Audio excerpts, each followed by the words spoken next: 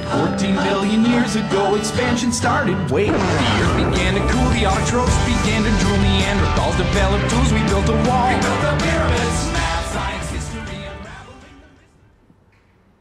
Hello. Thank you. Thank you for having me.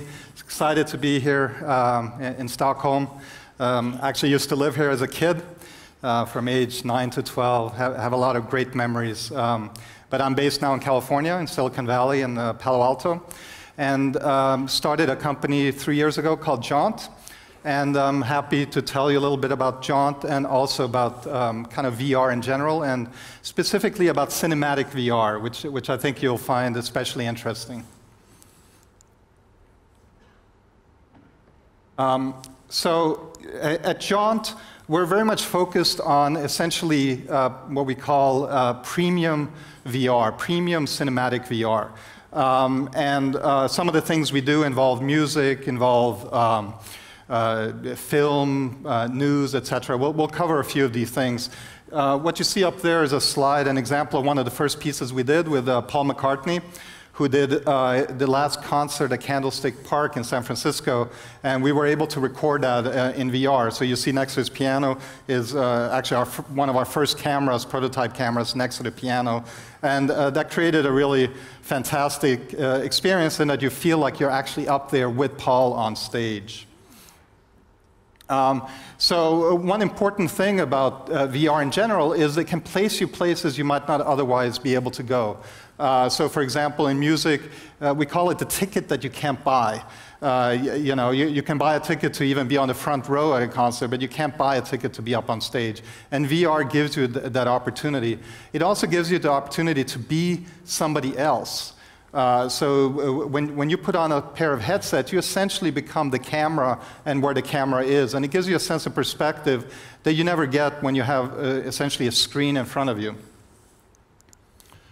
In terms of Jaunt, we were started about 3 years ago. We're based in Palo Alto. We also have a studio in Los Angeles.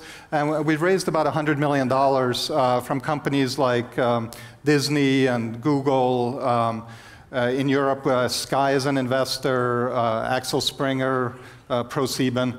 Our mission is really to deliver high-quality premium VR. One thing about 2016 is that VR is really taking off.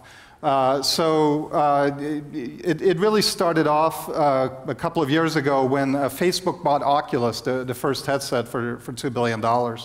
And that led to a lot more investment in the VR area.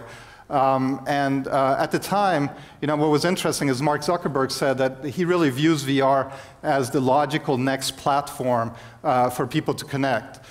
So you've essentially had a world that started off with PC, it went to the web, we're now very much on mobile, and the idea is that over time we'll migrate to VR. So there's a lot happening, there are a lot of headsets that are coming online.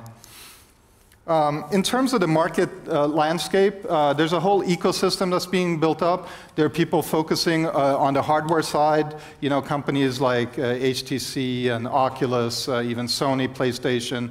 There are companies essentially focusing on the software side, on the content side. And then there's some companies that are kind of pure VR. And Jaunt is one of those companies that's focusing. We see ourselves very much as a VR media company. So when we talk about VR, there are actually different types of VR, and this is actually a very important point to understand, especially if you're thinking about the web and streaming and so on. So first of all, the traditional VR is really originated with gaming, and that's a type of VR that's generated in real time. So in a game, you're actually moving around, maybe you're shooting things, and what's happening is the whole world is being created in real time. Every pixel is being computed at 90 frames a second. And that type of gaming VR requires a big computer to do that with a big GPU. You have another type of VR that's pre-rendered VR, what we call cinematic VR. And that's a type of VR where you capture things with special cameras, and it actually, the VR experience gets created typically up in the cloud, and a lot of compute power is necessary to create that VR experience. But once it's created, it's essentially a special video file that can be streamed. And it can be streamed not just to computers, obviously, it can be streamed to your mobile phone, to your smartphone. And then it can be viewed with portable glasses, things like Google Cardboard or Samsung Gear VR, or things sort of in between. In addition to that, if you don't have a headset, you can also stream it as 360 video. So any VR content, any cinematic VR content can be essentially translated into a 360 video. And that's becoming, in the last few months, becoming very, very popular. So people are able to see essentially VR experiences first as a 360 video piece, and then they're later able to watch it on, with a headset. So VR has a long history. This is actually a picture of Christopher Walken a long time ago from the movie Brainstorm from 1983.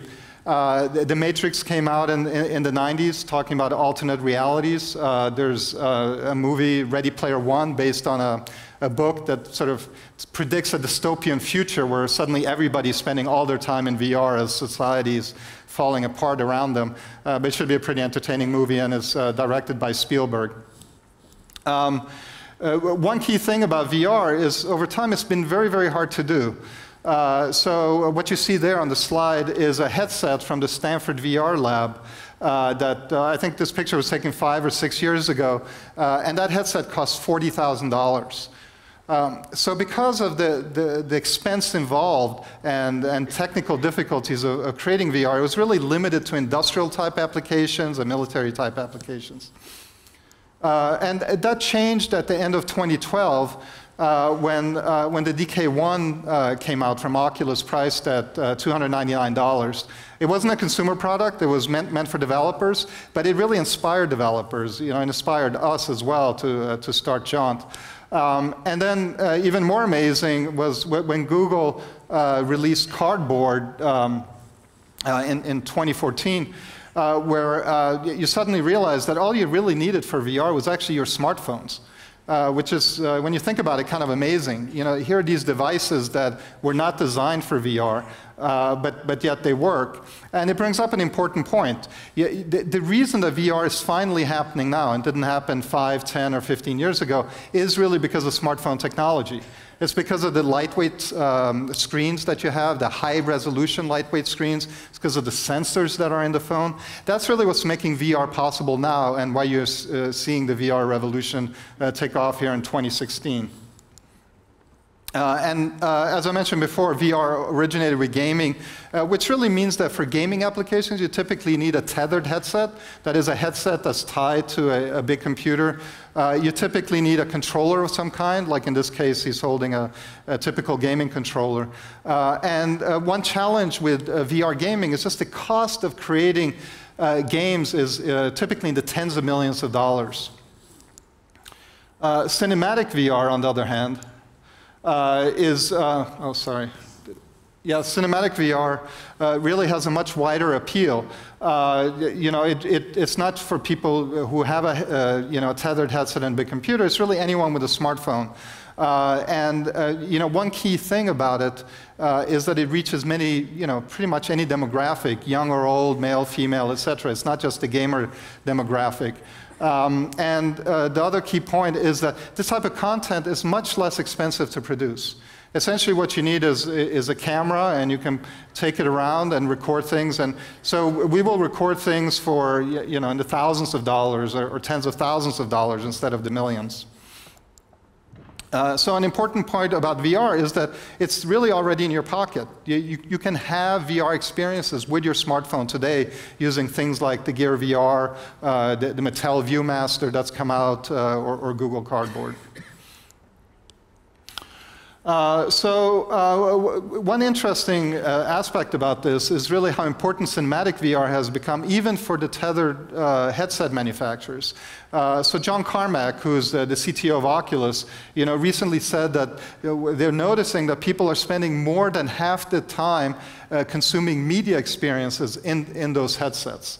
And that was unexpected. And he's the creator of Doom, really an amazing a gaming guy. So for them to see that, it's kind of amazing.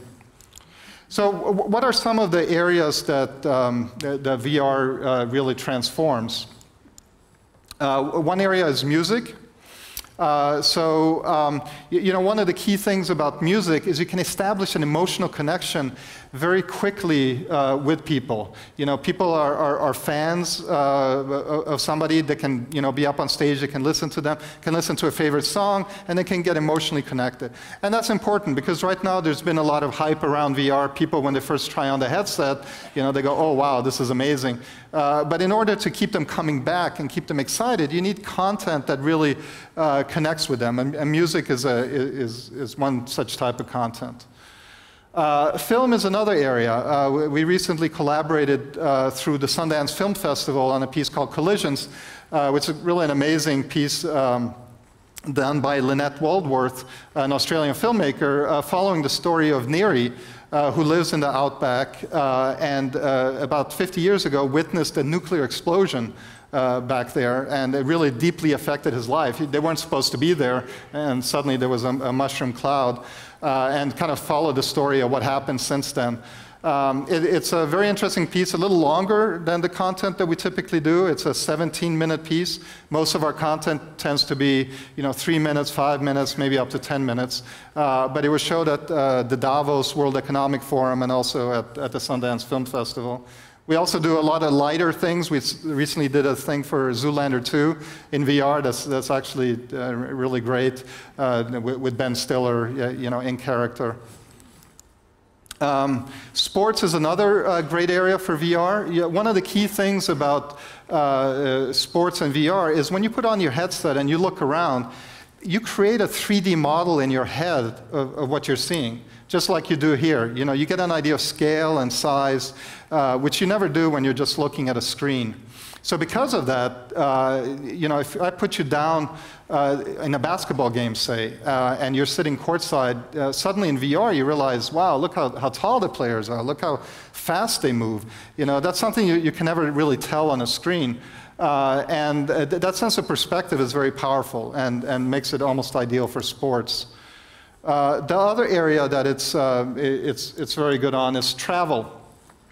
So that's kind of a no-brainer. In essence, you know, we can put you at the Himalayas or at a beautiful beach, or, you know, more mundanely, you can sort of visit the hotel you're thinking about going in VR. And being able to go there, look around, maybe look out the window, get a feeling for the size of the room is extremely, you know, valuable. And so, you know, we predict there's going to be a lot of VR in the travel industry. Advertising. So advertising is very interesting. We're seeing a ton of interest from different brands and advertisers. So one example that we did are some pieces that we did with the North Face, where we essentially took our camera, and in one piece we had it attached to a drone, and it flew over base jumpers in the desert. And you can kind of see them jumping off the cliff, deploying their parachutes, and it's a really cool piece. And so what North Face is doing is actually rolling that out across their North American stores. And what you see in the slide here is a customer in Chicago having that VR experience in the store and becoming inspired by the North Face brand before actually going and shopping the store. You know, that's just one example. And one of the things that's exciting to advertisers is people get really engrossed in the experience. It's so immersive that often people will watch it more than once. So you're not just talking about 50% engagement or 70% engagement. You often get 200% engagement. And the reason people watch it more than once is typically they want to go back and see if they've actually missed something in the experience.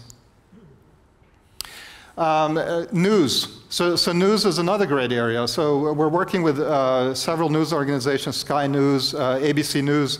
They recently took our camera to Syria and then to North Korea and created a really great VR piece where suddenly you feel you're, you know, in front of a military parade in North Korea or down in the subway in North Korea. And that's not a place that most people will go to.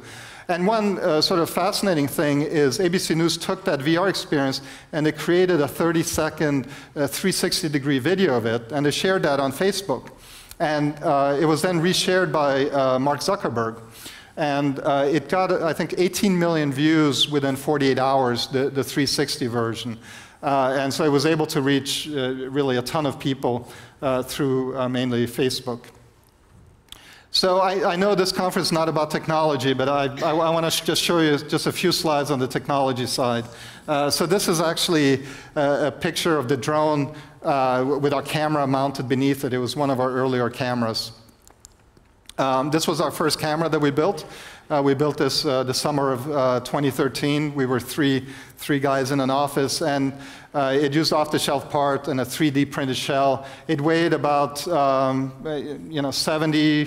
70 kilos. It wasn't easy to transport. So all we could really do was record ourselves throwing a ball over the camera. But even that little video was so effective that we managed to get funding just based on the video. We didn't need any presentation. We just showed potential investors the video, and they got very excited. Then we went to second generation, which was really based on a much lighter design. This is essentially a GoPro rig with modified GoPros. We had to put in heat sinks. We had to have external power. We had to have much larger SD cards. But even working with something like this turned out to be very difficult because the GoPros weren't really designed for VR. Their sensors aren't very good. Well, I shouldn't say that, but they're rather kind of small sensors. They're great for outdoors. So we decided what we needed to do is build a camera from the ground up designed for VR. And so we did that. We built the Jaunt VR camera. That's specifically designed for VR. It has much bigger lenses, much bigger sensors than the GoPros, and much better consistency between the different components. They're fully synchronized. The sensors are global shutter. So it enables a very high-quality VR experience. And with that, there's a whole workflow that goes with it, because one of the challenges in VR is, up till recently, has been very much a do-it-yourself type project. You go and you get some cameras, you try and record something, and then you get some software and you try and stitch it together, and then you try and figure out how you can actually publish it and get it to users. And so what we've done is worked on kind of an automated workflow for kind of the premium content providers. And it starts with the camera, but then the next step is really the post-production, which really involves taking what you have and uploading it into the cloud, where you really create automatically an experience from that. And this is what the production pipeline looks like. You can use our camera. You typically download it to a computer. It can even be a laptop, and then you bring it up to the cloud, where the VR experience gets computed. We also use other cameras. We're not just a camera company. We're really a VR media company. So we support Nokia's new camera called the Ozo. We support GoPro rigs, as you've seen before. So the camera shouldn't really be the limiting factor. Once you've created the VR experience, you can then download it, and then you can edit it. And you can use standard tools like Final Cut or Premiere. You can also do sound mixing. Sound turns out to be very important in VR. And so when you're out there recording, you need a special microphone. In our case, we use a tetrahedral microphone that records sound ambisonically. But you can also, in post-production, use tools like Dolby Atmos to essentially play sound anywhere in space, so that when you're having the experience, the sound is coming from the correct location. And then once you're done with your editing, and maybe you've added some special effects or whatever, you can upload it back into the cloud, and then it gets published out to a variety of platforms, to Oculus, to Gear VR, to the iPhone, iOS, or Android as well. The final piece is essentially the app that delivers this. And there are a variety of ways you can deliver VR today. One way is in our app. That's fully a VR app where you can get the content. You can also deliver it on Gear VR. There's an Oculus store. There are other ways of doing this as well. One of the key messages I want to get across is, when people think VR, they think of headsets that are tied to computers. And I very much want people to start thinking of VR as a much more mobile application. It's much more accessible. There are 2 billion smartphones out there. It's going to go to 4 billion by 2020. And each of those phones will get better and better. In fact, the next generation of phones will be designed with VR in mind, unlike the first generations of phones. And then, you know, Facebook is supporting 360. They're going to start supporting VR, as is YouTube. There are activations you can do, marketing activations. These are very popular. We did something with the NFL for the Super Bowl, where we had about 10,000 people come through our activation and had the experience of being in an NFL football game. Which was kind of amazing. People were standing in line for 1 hour to 90 minutes to have this 4-minute experience, and it was really a big success. And then, of course, you know, brand websites, etc., can host both the 360 video as well as deep link into a VR app as well, and we're seeing a lot of success with that. So then finally, kind of to summarize, the key thing here is that VR in 2016 is really taking off. You're seeing a ton of investment from all the big companies. We predict that within a few years, and definitely by 2020, the whole VR/AR ecosystem is going to, you know, be in the billions of dollars in terms of a market. So with that, I'm done. Thank you. Thank you. Thank you, Jens. The theme for Webbdagarna this year is customer-centric. How would you say that VR is a way of putting the customer first? Well, I think it's a way of engaging with the customer in a way that you haven't been able to do that before. You know, everything the customer views in VR has been created by you. Right, so you know, no matter where they look. So unlike, you know, watching a screen where you may be distracted by other things, in VR you're not distracted by other things. You're fully connected. So I think that's probably the single most powerful thing. Is it's maybe the most direct way of communicating with a customer. Okay, thank you so much. Okay, thank you. Thank you. Thanks.